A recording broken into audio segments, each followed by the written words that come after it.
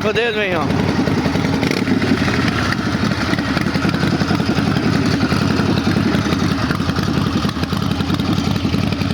Tá sempre! Sempre que é que tem?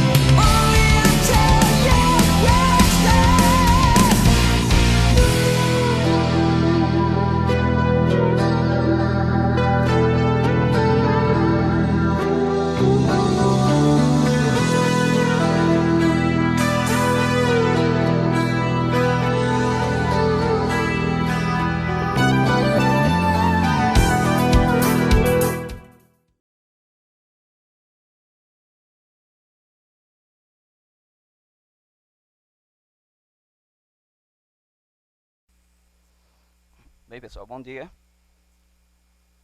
Eu vou falar um pouquinho sobre a parte de por que usar Debian em containers, certo? E a motivação, basicamente, dessa palestra foi mostrar o porquê usar o Debian em vez de outras distribuições, né? Lembrando que, assim, a ideia não é dizer que, sei lá, distribuição X ou Y ou Debian é melhor ou pior, certo? É só um comparativo. Então, basicamente, a gente vai ter um benchmark que a gente vai comparar com a distribuição que é bem utilizada em containers, certo? Então, essa foi a ideia, basicamente, dessa palestra. Eu vou me apresentar aqui bem brevemente, que eu acho que quase ninguém me conhece. Então, meu nome é Daniel Pimentel, eu tenho mestrado em computação, acabei parando aí faz uns anos que não fui para o doutorado, não fui para a área meio que acadêmica, né, mas já fui professor, já dei aula, né, no Instituto Federal lá de Alagoas, sou de Maceió, inclusive sou o maluco lá que veio de moto até aqui, pretendo voltar, né, vivo pelo menos. Seria bom, foi o combinado. Então, é um dos meus hobbies, inclusive, né, pilotar e tal, participo de motoclube, entre outros. Então, assim, tem uma parte acadêmica, mas minha atuação mais é como desenvolvedor em si. Basicamente, estou envolvido aí com software livre desde 2000, mais ou menos em 2019, por aí. Eu conheci, né, o software livre através do Debian, inclusive.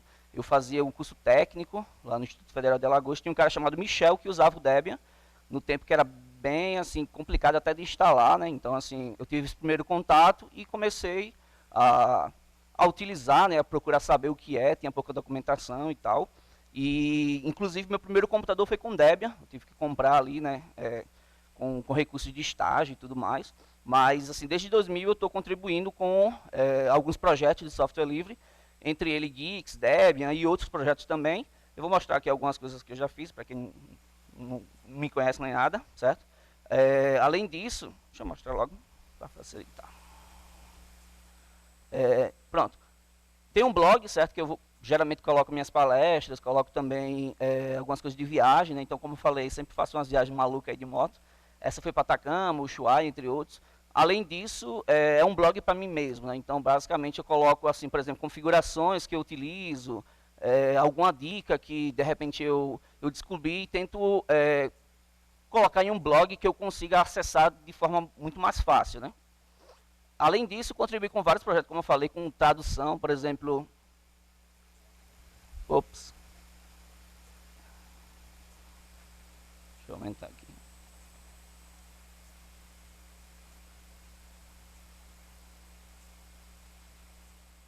Tá bom?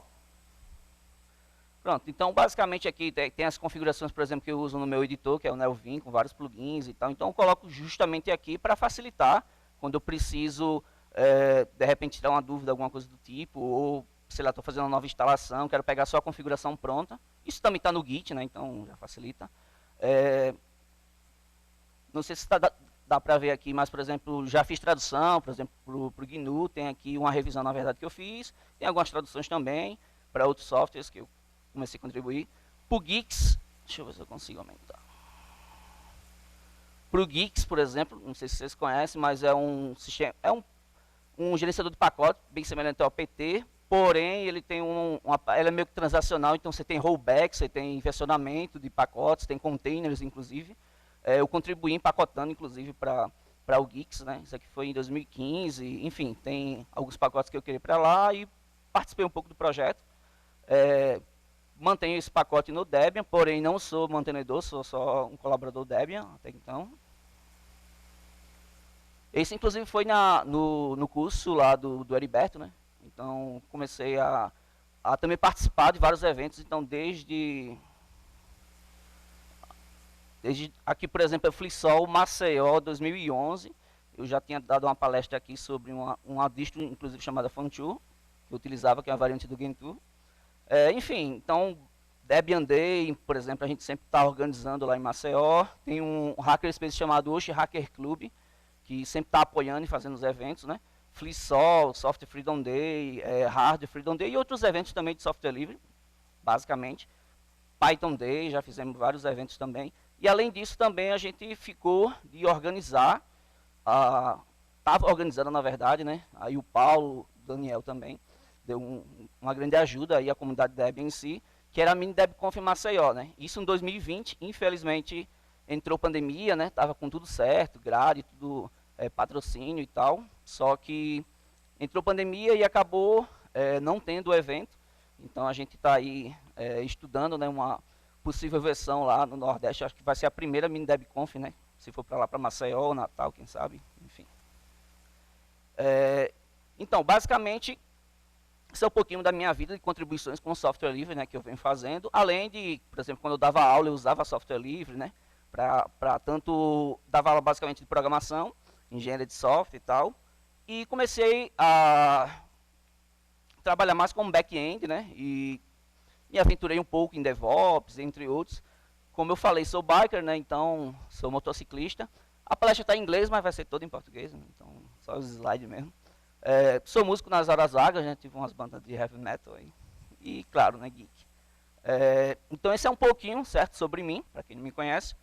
E a gente vai começar a falar realmente sobre a palestra em si, certo? Então, assim, é uma palestra relativamente introdutória, não é algo avançado, mas aí tem umas coisinhas legais que eu vou mostrar para vocês, né, o benchmark principalmente, mas até vou falar um pouco mais rápido dessa parte do Debian, né, que eu acho que todo mundo aqui conhece, mas a gente tem a questão do software livre, né, criado lá pelo projeto GNU em 1980, na década basicamente, né. O Debian foi o primeiro, o sistema operacional, um dos primeiros, junto com o Slackware, né, a surgir aí, depois que o kernel foi lançado, o kernel Linux.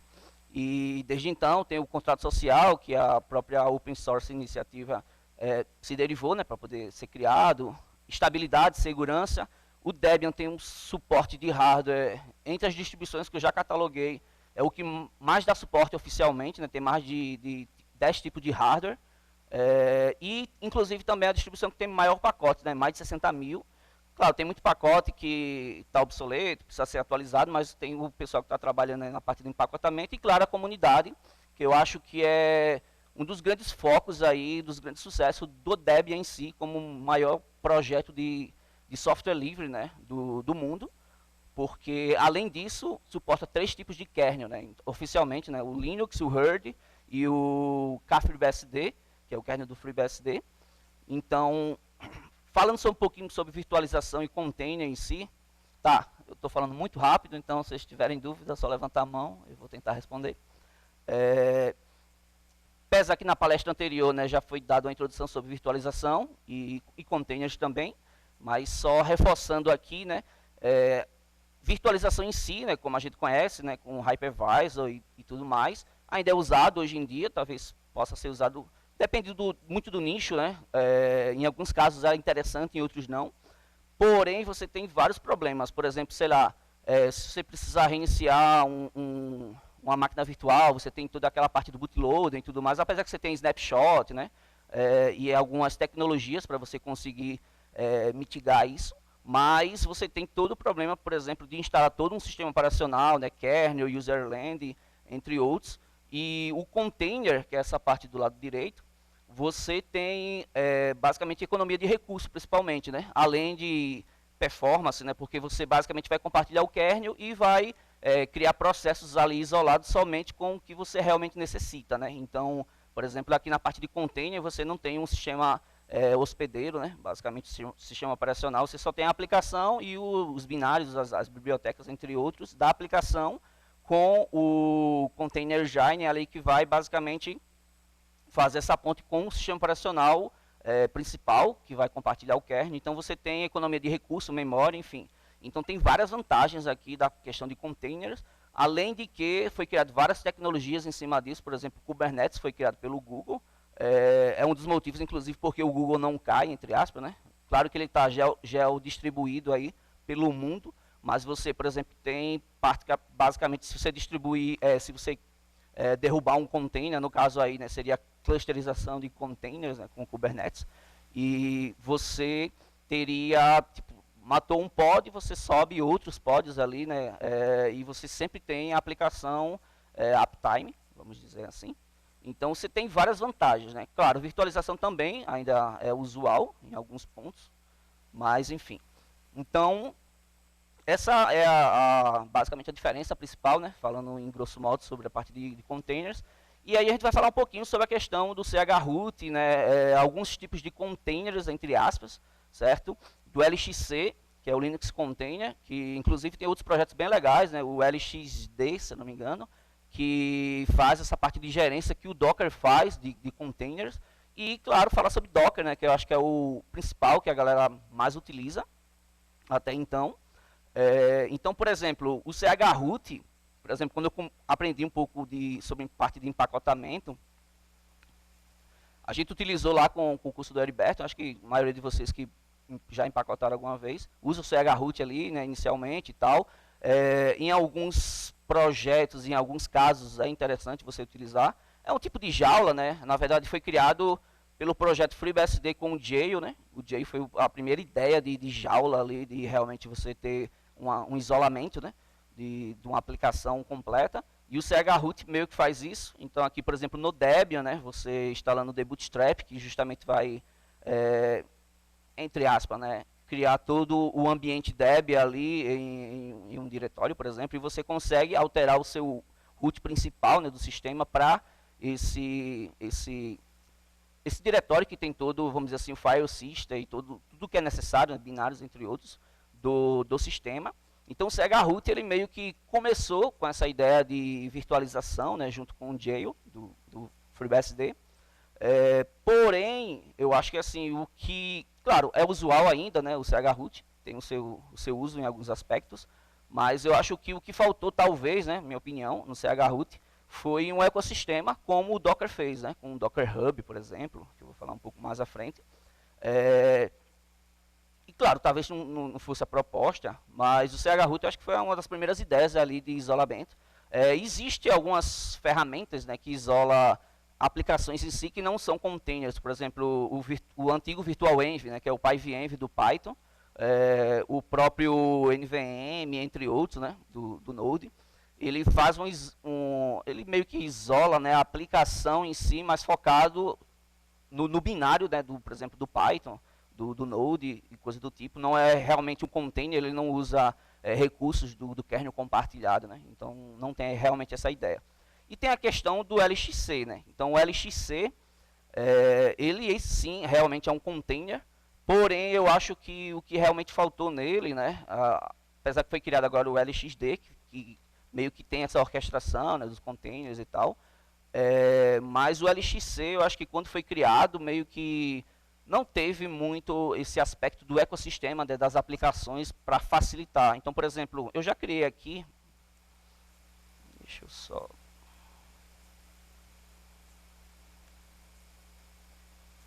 subir novamente.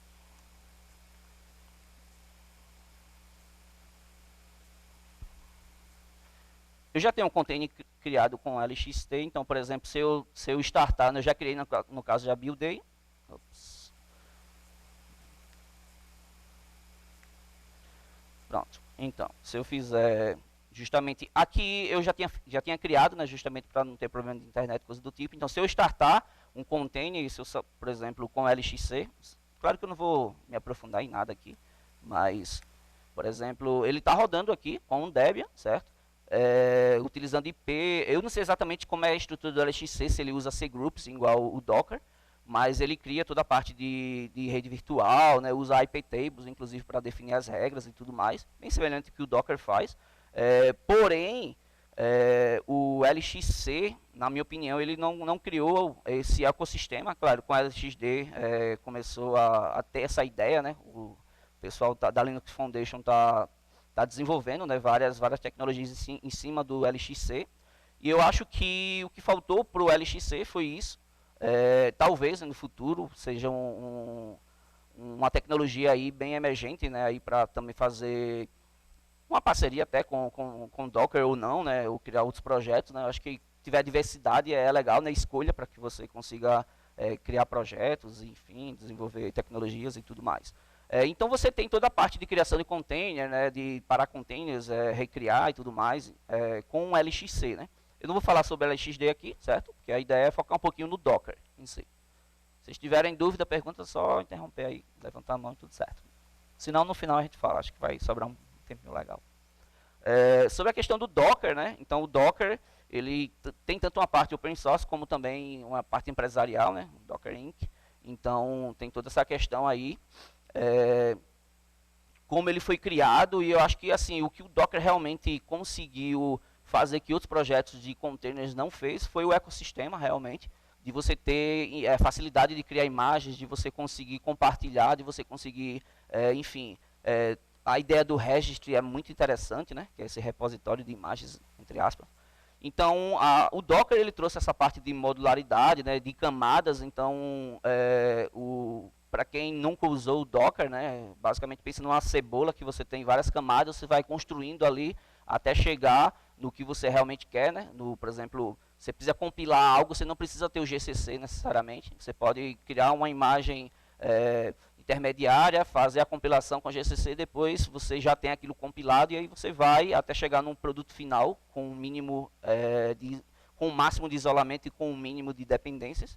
Então você tem essa questão, além do controle de versão de imagem, né? Bem semelhante a um Git, só que focado em imagens. Tem rollback, né? E para desenvolvimento, eu acho que toda equipe hoje em dia que trabalha com desenvolvimento usa Docker ali, né? Tá muito simples.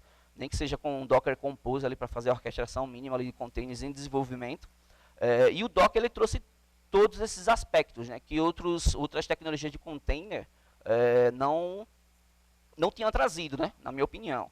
Então, assim, claro, tem toda a questão da adoção das empresas, né, da comunidade em si também, e contribuições de diversas comunidades e empresas também. E isso eu acho que fez o grande crescimento aí do Docker, né? Não sei até quando o Docker vai ficar, mas só para falar um pouco, assim, bem breve sobre a parte da arquitetura do Docker, né? Então, basicamente, vai rodar em cima do kernel Linux, né? Todo mundo sabe sobre isso. Você tem, basicamente, a parte do client e o Docker Daemon, que vai rodar, basicamente, vai fazer esse intermédio ali com o kernel do sistema operacional principal. E aí você começa a criar, né? Por exemplo, o Docker Run, ele vai criar uma imagem que vai estar em um registry, que é esse repositório, como se fosse um GitHub de imagens, Docker, e você já vai ter aquilo ali vamos dizer assim, tem a questão do movimento de DevOps, né, que transforma a infraestrutura em código. Então você vai ter a infraestrutura basicamente em texto plano e você vai construir toda uma infraestrutura ali e criar essas imagens. Por fim, essas imagens vão se tornar containers e você vai ter aquilo ali bem, vamos dizer assim, isolado, né, com o que a sua aplicação realmente necessita. Então eu acho que a questão do Docker, né, como ele foi feito, inclusive inicialmente foi feito em Python, depois mudou para Go, por questão de performance, entre outros, mas o modo como o Docker fez, principalmente na parte do registry ali, do ecossistema do Docker, foi, eu acho que a grande jogada que eles conseguiram acertar, na minha opinião. Né? Então, avançando um pouquinho aqui sobre a questão do Docker Hub, como eu falei, é um registry, que é como se fosse um repositório de imagens, e eu dei uma breve pesquisada, certo, lá no Docker Hub, para ver quantas imagens Debian tinha, e tinha mais de 10 mil, então assim, putz, tem muita imagem ali, se brincar, eu não comparei, por exemplo, com a Alpine e outras distribuições GNU Linux, para saber se tem mais Debian ou não, mas tem bastante, certo, então são mais de 10 mil imagens que eu pelo menos fiz uma pesquisa bem breve, lá no Docker Hub, e o Docker tem disponível no apt, né, para você instalar, porém é aconselhável até pelo Docker mesmo, Docker Community, você instalar diretamente lá do Docker, né, então instalar um certificado, né, adicionar lá no seu setlist e tal, para instalar justamente o Docker Community Edition, que é a versão open source do Docker, vamos dizer assim, e assim, justamente porque você, por exemplo, o Docker atual, ele tem plugins, por exemplo, o Docker Compose, que é um orquestrador de containers, Docker, era uma aplicação à parte, hoje é um plugin, né? Então, geralmente aqui você vai ter a versão mais atual, e com isso você, tipo, adicionando o repositório lá, do Docker, você vai ter a versão ali mais estável, entre outros. Então, uma das recomendações do Docker é instalar diretamente lá do Docker, adicionando o certificado. E o que eu queria trazer, basicamente, se resume a isso daqui, certo? Então, subir containers Docker e rodar uma aplicação simples. Então, vou mostrar a aplicação bem básica mesmo. e fazer um benchmark, certo? Então, é basicamente isso que eu vou fazer aqui, para a gente ter mais ou menos, claro, eu tirei uns prints de alguns experimentos que eu fiz, né, para poder trazer aqui basicamente dados, para a gente tentar analisar um pouco. Então, como eu falei, né, eu já tinha construído as imagens, então eu já tenho a imagem já construída aqui, certo? Hello Mini DebConf, BH e do Alpine também. Então, basicamente aqui eu só vou rodar. Então, só para explicar aqui o código, certo? Não tem nada demais. Sim, eu coloquei em diretórios separados justamente para poder facilitar um pouco o experimento, certo? Então, basicamente aqui do lado esquerdo tem a parte do Debian, certo? Com 2 terminais aqui, e do lado direito tem o do Alpine, então é a mesma aplicação, uma aplicação com o Flask, que é um microframework Python. E eu estou usando o cProfile, certo? Não vou aprofundar sobre isso, que basicamente vai rodar um monte de funções lá recursivas do Python e vai gerar algumas estatísticas. Isso basicamente só para poder ter um gargalo, né? um delay ali. E por fim ele vai retornar um Hello Debian. Então é uma aplicação muito simples, certo? Tanto do Debian como o que foi da imagem que foi criada, como o do Alpine, tem o mesmo código, certo? Então só separei em diretórios diferentes. E, por exemplo, o Dockerfile eu estou utilizando, por exemplo, do Python, estou usando a versão do Python, já que eu vou subir um container com Python, a versão 3.12, só que é Slim, do Bookworm, e do Alpine estou usando a 3.12 também, certo? Só que o Alpine já é minimal, né? Então eu quis pelo menos usar o minimal do Debian para poder ver, já que a ideia era testar a performance, né? E algo bem simples aqui, só vai subir a aplicação, certo? Então, por exemplo, se eu rodar aqui o Debian, está quebrando um pouquinho ali, mas tudo bem. Então ele basicamente vai subir aqui a aplicação na porta 5000, certo? E o Alpine, eu vou rodar o Alpine na porta 5001. A mesma aplicação, só que em containers diferentes. Um com Debian Slim e outro com o Alpine. Então, beleza. Estou rodando as duas aplicações. Então, o que é que eu vou fazer, basicamente? É usar essa ferramenta WRK. Então, assim, quem nunca ouviu falar. Então, ele basicamente é uma ferramenta de benchmark HTTP. Enfim, ele faz...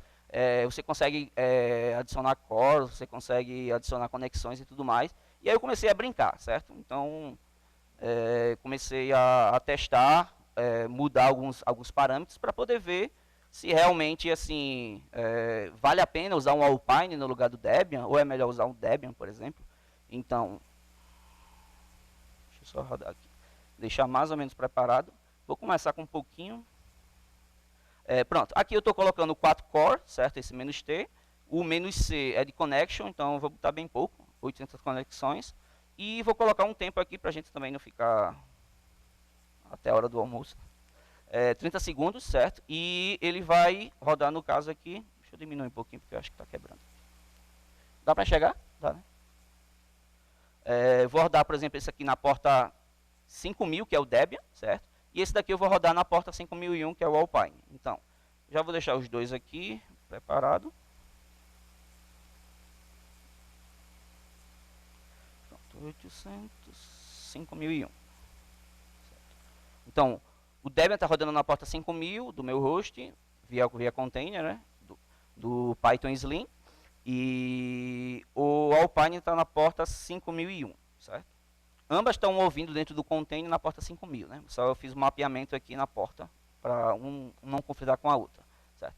Então, basicamente, vai rodar também 4 threads, 800 conexões e 30 segundos. Então, vamos rodar aqui. Pronto, aí 30 segundos, então é bem rápido, certo? Eu rodei com um pouquinho mais de tempo. Eu quero rodar, sei lá, deixar um dia rodando isso aí para ver como é que é. Mas, assim, com pouco tempo que eu fiz, alterando a quantidade de conexões, alterando threads, alterando a quantidade de tempo também, teve algumas informações já relevantes, né? Então eu já nem precisei fazer, tipo, deixar meia hora, 1 hora, sei lá. Pronto. Beleza. Então aqui, o que é que ele vai, assim, o que é importante para nós realmente? A parte de latência e requisição por segundo, certo? Então, por exemplo, logo de cara aqui, o Debian não foi tão bom como o Alpine, né? Então, se você ver aqui, ó, foi 76% de latência e 70% de requisições aqui, e o Alpine foi 59 e 59 também, certo? Então, o Alpine, entre aspas, ganhou, né? Claro que, lembrando novamente, não é uma disputa nem nada, certo? Só para mostrar que, pô, o Alpine é pequeno e ele tem a ideia de ser performático, o Debian também é. Então, eu comecei a rodar alguns experimentos. Então, um dos experimentos foi, beleza, foi exatamente esse experimento aqui, não sei se está dando para enxergar, mas eu vou ler um pouco para vocês aqui, porque não ficou muito legal. Mas eu rodei justamente com 4 threads, com 800 conexões, na verdade aqui 8.000, e 30 segundos. Então, o Debian só foi melhor um pouquinho em requisições, ele deu 74%, enquanto que o Alpine foi 65%. Mas na latência, o Debian ficou com 80% de latência, e o Alpine ficou 66%. Então, beleza. Aí eu disse, não, vou aumentar um pouco as conexões. Aí eu fui, o T é de threads, o C é de connection, e o D é de durations, que é duração, né, basicamente o tempo. Então, 4 threads, 80.000 conexões e 120 segundos, né? Basicamente 2 minutos aí. E aí, o Debian já começou a mostrar dados interessantes, certo? Por exemplo, a latência do Debian agora já foi para 73%, o Alpine ficou com 87%, aí depois, requisições por segundo ficou 75%, o Debian, e o Alpine foi para 77%. Eu disse, pô, legal, então só de aumentar a quantidade de conexões, o Debian conseguiu responder muito mais rápido do que o Alpine. Aí eu comecei a aumentar um pouquinho mais, né? Aí eu coloquei esse númerozinho aqui, 800.000 conexões, com 4 threads, e aumentei um pouquinho o tempo. O tempo manteve, né? No caso 120. E aí o Debian se manteve com a latência menor, certo? 75%, o Alpine com 87%, e as requisições por segundo do Debian ficou 74% e o Alpine 67%. Beleza, então na parte de requisições por segundos ali, o Alpine ainda foi um pouquinho melhor com essa quantidade de conexões. Aí eu comecei a aumentar mais, certo? Coloquei 240 segundos, e aí o Debian, inclusive, me surpreendeu bastante, que ele chegou na parte de latência 46%. Eu estou arredondando aqui para não colocar os números, né? Só os principais, né? O inteiro ali. E o Alpine foi para 79%, né? Ou seja, foi quase o dobro ali de latência, certo? Que o Alpine perdeu, entre aspas, do Debian, certo? E a requisição do Debian ficou 69% e o Alpine 70%. Então, assim, eu comecei a brincar com isso e tipo, em alguns casos, quanto mais quantidade de conexões, o Debian respondeu muito melhor. E quando o tempo variava um pouquinho mais, o Debian também responderia muito melhor. Então, assim, com conexões menores, quantidade de conexões menores, o Alpine, logo no primeiro, né, que eu fiz 4 threads, 800 conexões e 30 segundos. O Alpine foi melhor em um caso, em outro não, no caso na latência. Mas nos outros casos o Debian começou a mostrar dados bem melhor, certo? Então, assim, Então, vale a pena usar o Docker por padrão, usa o Alpine nos containers, né? Muitas também são Debian por padrão, mas vale a pena eu, em vez de usar o padrão Debian, usar um Alpine por questão de performance. Como a gente viu aqui no benchmark, claro que aqui é um experimento, assim, muito controlado, né? A ideia e, tipo, a aplicação que eu fiz aqui é uma aplicação, enfim, meio que irrisória. O interessante era fazer várias conexões, fazer queries e algumas conexões complexas como uma aplicação real. Eu tenho isso, inclusive, ainda vou rodar, não tive tempo realmente, até peço desculpa, mas a ideia é fazer um experimento mais real, certo? Pegar uma aplicação realmente que faz muitas queries e colocar ela para, tipo, fazer vários processos ali e usar essa ferramenta para poder aumentar até o tempo mais, deixar 30 minutos fazendo várias conexões, aumentar a quantidade de threads, né? Aqui eu coloquei 4, porque se eu aumentar muito, como tem o meu processador, acho que tem 14 threads, 13 eu não lembro, então ele meio que estoura. Aí eu coloquei uma quantidade de threads menor, mas eu aumentei a quantidade de threads, botei 8 e 8, ele dava uns errozinhos lá, né, porque justamente tem algumas threads que não estava alocada. Mas, enfim, não influenciou tanto no resultado, né? Então, a questão de conexões e tempo foi o que realmente influenciou. E aí eu pergunto, né, por que usar a Debian Container ainda? Então, assim, Questão de performance, justamente já não é uma desculpa, entre aspas, né, para não usar, por exemplo, um Debian Slim, porque a gente viu que questão de performance, o Debian foi até melhor do que o Alpine, quando você tinha mais conexões, inclusive, que é o que você tem realmente no mundo real. Não sei se tem 800 mil conexões, né, mas tem aplicação que tem mais de 1 milhão de conexões simultâneas e tal. O Debian é base image, né, então, por exemplo, eu trabalho num projeto da Petrobras que a gente usa containers, né, é basicamente um simulador de perfuração de poços de petróleo em rochas salinas, né, vulgo pré-sal. E a gente utiliza containers Debian justamente porque, por exemplo, o Alpine ele não usa a glibc, usa o muscle libc. Então, por exemplo, a gente precisa compilar algumas coisas em C++ e isso tem que ser compatível, né, com outros containers e tal.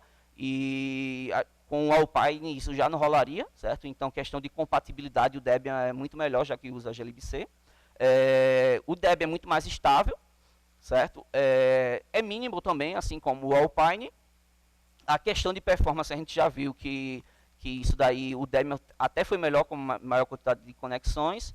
A compatibilidade eu já comentei, certo? E a parte de pacotes, então o Debian tem mais de 60 mil pacotes, enquanto que o Alpine eu não registrei, certo? Mas o Alpine é mínimo, por exemplo, é muito utilizado em container, claro que o contexto da distribuição é rodar em containers, o Debian não, né? O Debian é para rodar em servidor, em embarcados, como já foi mostrado na palestra anterior, rodar em ambiente desktop, no desenvolvimento e tudo mais, enquanto que o Alpine eu acho que não tem, por exemplo, não tem os desktops mais usuais, né? GNOME, por exemplo, KDE, tem alguns DMs lá, e principalmente acho que a comunidade, né? Então acho que além de todos esses itens aqui que eu estou elencando, a parte de comunidade eu acho que é o mais importante, né? Acho que o ecossistema que inclusive o Docker criou com relação às aplicações, o Debian conseguiu criar isso porque não é só, como já apareceu em várias outras palestras, né?